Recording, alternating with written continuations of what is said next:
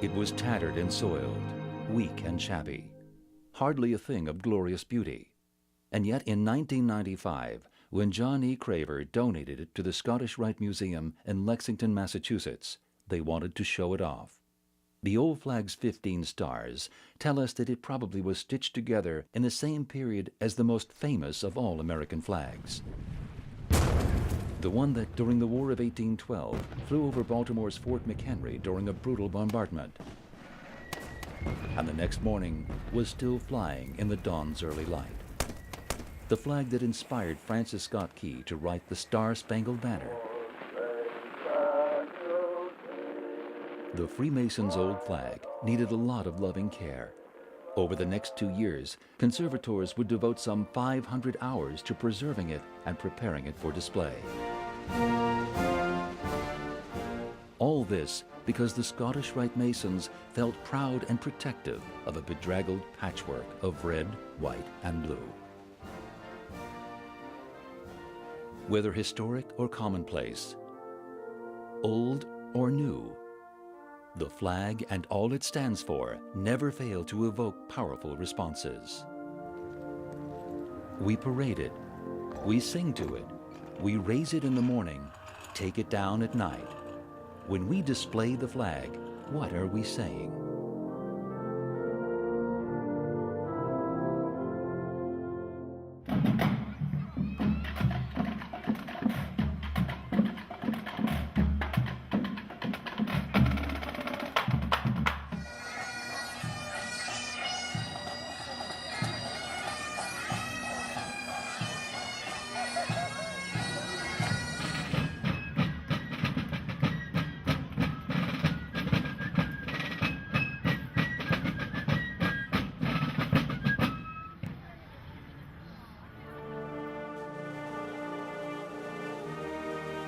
When soldiers are killed at war, a flag is draped over the coffin as they come home.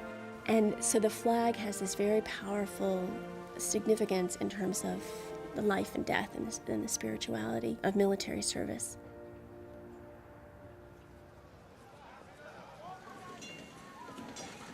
By the late 19th century, American businessmen were finding other uses for the flag.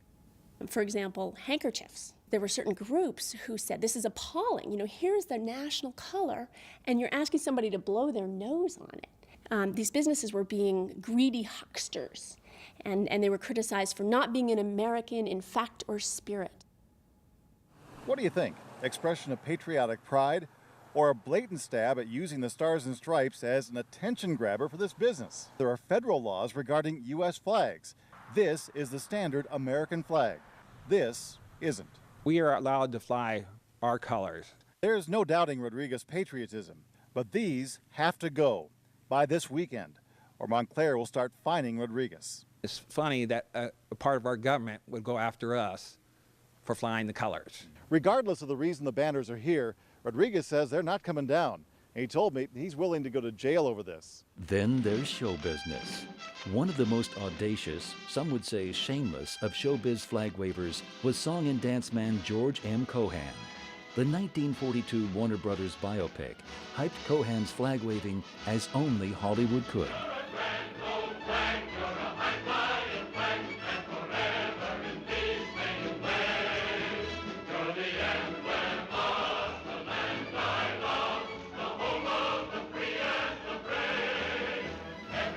Of course, politicians also love to love the flag.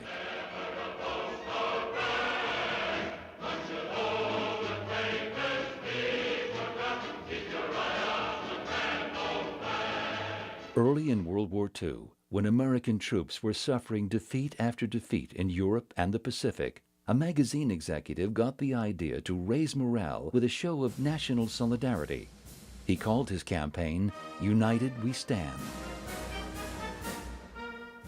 But with all the exposure of the flag, how do we make sure it isn't harmed? Or do we?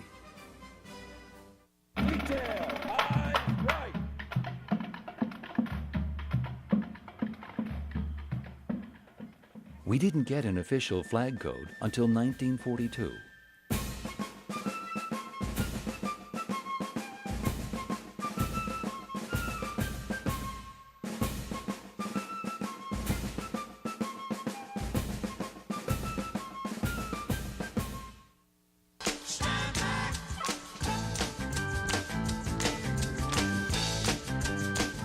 What about very provocative, even destructive displays of the flag?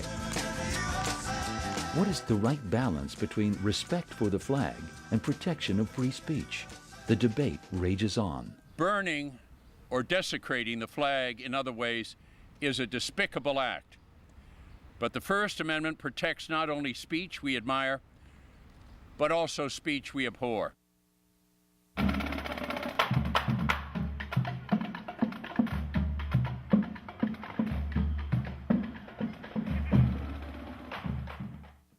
Why do certain photographs of the flag stick in our memories?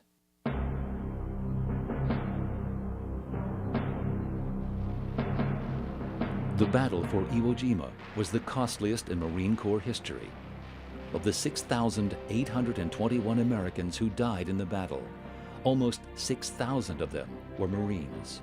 Joe Rosenthal, the photographer, did not know that he was taking what would be the most reproduced image of the 20th century. Had no clue. And there's a sense of people working together to raise an American future.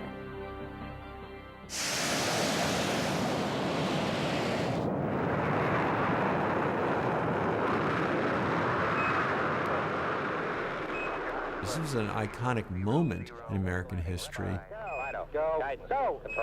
And the flag planting was the pinnacle of that iconic moment.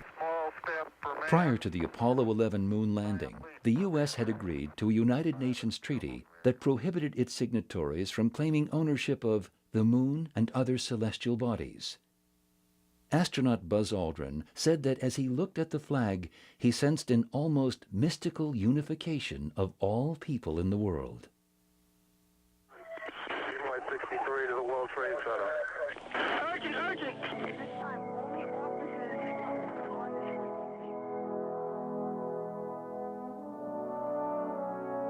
The flag in the famous Ground Zero photo is not only a national icon, it's also a national mystery.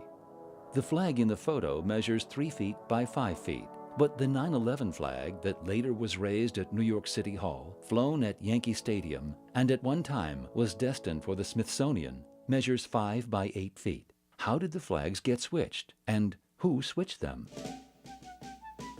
Time for a pop quiz. Who designed the first flag? If you said Betsy Ross, sorry, you're wrong. Turns out it was likely Francis Hopkinson, a member of the Continental Congress. Since then, many others have designed our flags, which have had quite an evolution. Yeah, Betsy Ross's boss.